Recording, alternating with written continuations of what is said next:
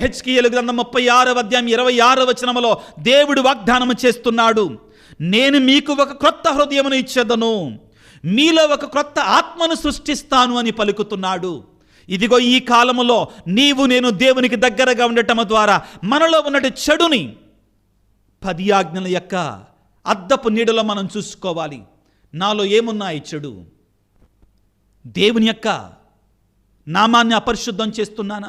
దేవునికి సరి అయిన సమయం ఇవ్వట్లేదా? దేవుని మాత్రమే ఆరాధించకుండా ఎన్నో వాటిని ఆరాధిస్తున్నామా? మన ధనాన్ని, మన పేరు ప్రఖ్యాతులని, మన కులాన్ని, మన మత వేరే వాటిని ఆరాధిస్తున్నామా? ఆత్మపరిశీలన చేసుకో. తల్లిదండ్రులను గౌరవిస్తున్నామా? దొంగిలిస్తున్నామా? వ్యభిచారం అనే పాపములో పడిపోతున్నామా? అబద్ధ సాక్ష్యాలు పలుకుతున్నామా? మహాపాపములు చేస్తున్నామా? పరులసమ్మ కొరకే ఆశిస్తున్నామా? అబద్ధ సాక్ష్యాలు పలుకుతున్నామా? పరిశీలించుకోవాలి పిల్లరా. ఇదంతా కూడా పరిశీలించుకునే సమయం. చెడు ఏదైతే ఉందో ఆ చెడు ఆకులు వెళ్ళిపోవాలి. నేను మీకు ఒక నూతన హృదయముని ఇస్తానని పలుకుతున్నాడు.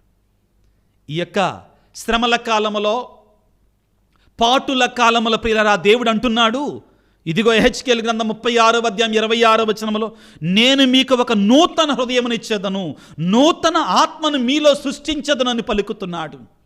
దేవుడు మనకి ఈ అనుగ్రహముగా ప్రసాదించినటువంటి ఈ పాస్కా యుద్ధ కాలాన్ని, శ్రమల కాలాన్ని వినియోగించుకొని దేవుడు అనుగ్రహించేటువంటి ఆ నూతన జీవాన్ని, నూతన హృదయాన్ని మనం పొందుకోవాలి.